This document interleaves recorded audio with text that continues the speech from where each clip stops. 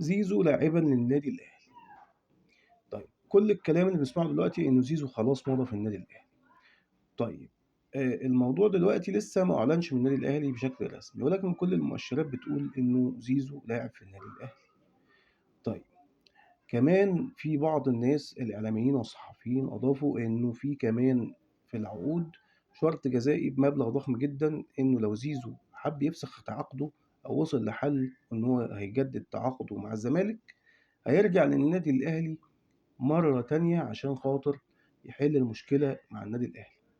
يعني هيبقى في مشكلة لإنه في شرط جزائي بمبلغ كبير على الطرفين، سواء النادي الأهلي أو زيزو في حالة فسخ التعاقد. طيب هل زيزو كلاعب هيضيف للنادي الأهلي؟ طبعًا هيضيف للنادي الأهلي لإنه لاعب كويس جدًا ملتزم تكتيكيًا، حتى في الزمالك إحنا بنتفرج عليه، لعيب ما بيتكلمش خالص برّه الملعب، مركّز في الملعب، مركّز في الكورة اللي هي شغله، مركّز فيه على أكمل وجه.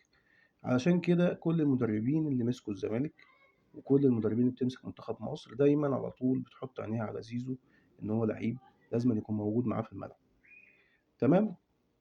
طيب هل زيزو بقى هيستفاد من النادي الأهلي؟ طبعًا هيستفاد من النادي الأهلي.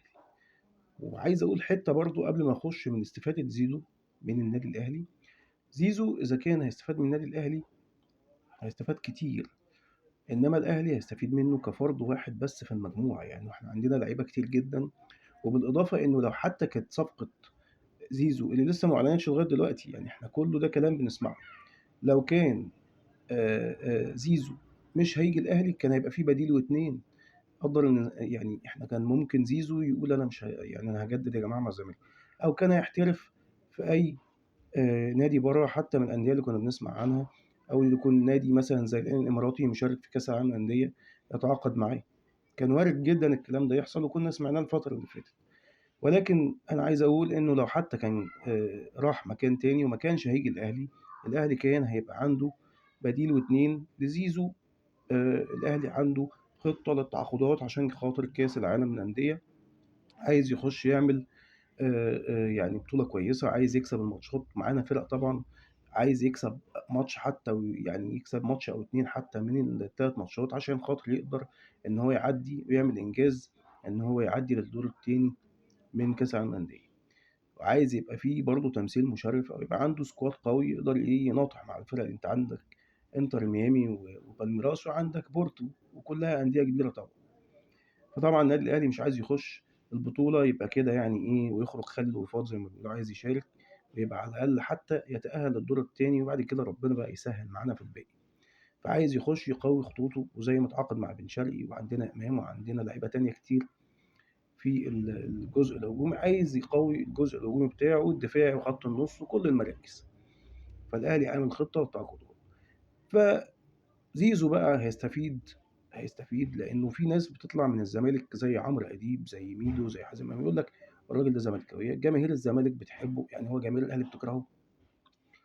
عمرو أديب قال لك ما تروحش يا زيزو الأهلي عشان تبقى واحد من الناس، روح خلّيك في الزمالك علشان تبقى سيد الناس، يعني هو لمّا يعني هُم يروحوا الأهلي ما حدش يعرفه يا ابني، يا ابني اتكلموا كلام بتاع عقل، يعني خلّي الكلام يعدّي على عقلك الأول قبل ما لسانك ينطقه.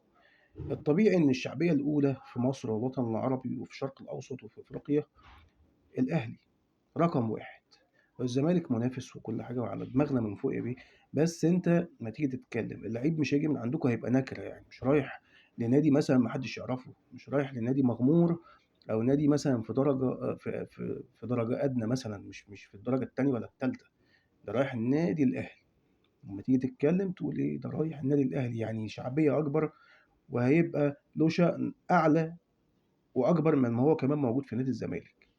دي حاجة أنا ما باقللش من نادي الزمالك ولا حاجة، ولكن أنا باقول إنه الأهلي أكبر، والأهلي أحسن في الوقت الحالي حتى يا عم بلاش إحنا عشان ما نقولش تاريخيًا مع إن تاريخيًا إحنا متفوقين برضه، بس أنا باقول لك خلّيك في الوقت الراهن، عنده مشاركة في كأس عالم أندية، شغال دلوقتي في بطولة أفريقيا، عندنا مواجهة مع الهلال السوداني، والأهلي مكمّل في بطولة أفريقيا وبياخدها يعني يعتبر بينافس فيها بشكل كبير جدًا. فأنت عندك أفريقيا وعندك دوري وعندك كأس عالم أندية داخل عليها، كل لعيب في مصر مش في الزمالك، في مصر عامةً أو ممكن في لعيبة من برّه مصر كمان تتمنى إن هي تبقى متواجدة مع النادي الأهلي في كأس العالم للأندية وتلعب وتشارك مع النادي الأهلي. دي إضافة للاعب كبير جدًا، غير الامتيازات التانية طبعًا المالية اللي هياخدها أي لعيب سواء زيزو أو غيره. فالأهلي شرف لأي حد يلبس تيشيرته.